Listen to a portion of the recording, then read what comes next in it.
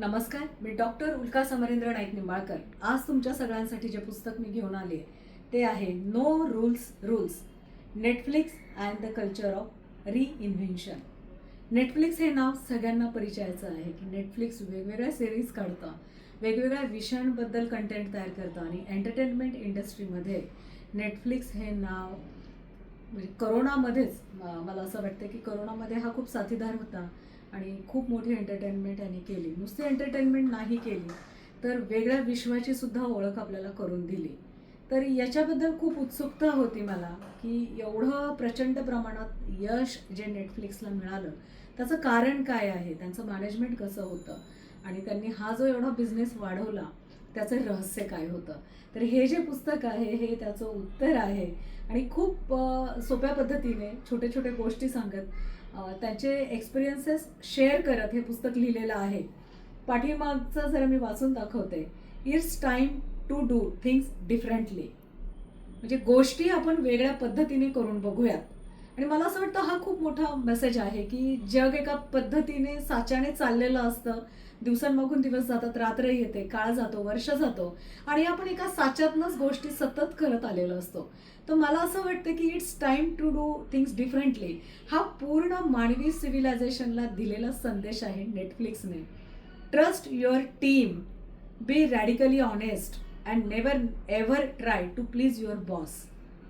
खूप अवघड आहे की टीमवर ट्रस्ट ठेवायचा, रॅडिकली ऑनेस्ट राहायचं आणि कामासाठी काम करायचं आहे, कुणाला तरी प्लीज करण्यासाठी किंवा कुणाला तरी चांगलं वाटेल, बॉसला चांगलं वाटेल म्हणून काम नाही करायचं.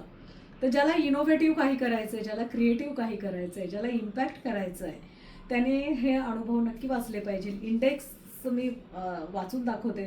हे जे पुस्तक त्यांनी केले सेक्शन 1, सेक्शन 2, सेक्शन 3 आणि सेक्शन 4 असं केलं आहे. सेक्शन 1मध्ये first step to a culture of freedom आणि रिस्पॉन्सिबिलिटी.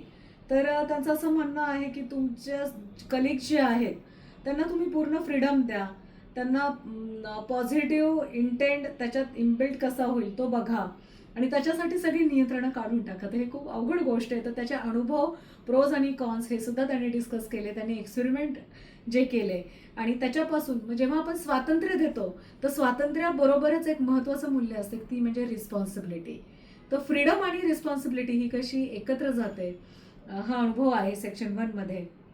सेक्शन 2मध्ये next step to a culture of freedom आणि रिस्पॉन्सिबिलिटी मध्ये ते म्हणतात pay top of personal market, open the books, त्यानंतर नो डिसिजन मेकिंग अप्रोच निडेल. आणखीन पुढे जाऊयात म्हणतात ते आणि मग ओपन द बुक्स म्हणजे जे काही तुमच्या बिझनेसमध्ये चालतं ते एकमेकांना शेअर करा.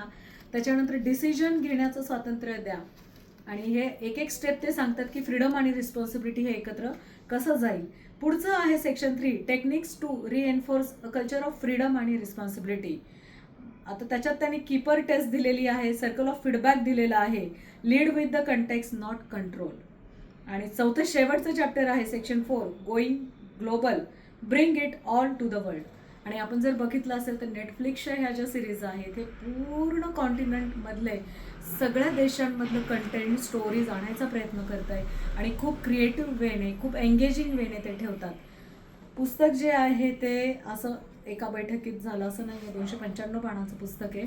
प्रत्येक सेगमेंट वाचल्यानंतर आपण ठेवून देतो, विचार करतो, असं वाटतं पेन्सिलने आपणही नोट्स काढायला लागावं. इतकं छान विचार करायला लावणारं, अभ्यासपूर्ण मांडणी केलेलं खूप छान पुस्तक आहे. नक्की वाचा. धन्यवाद.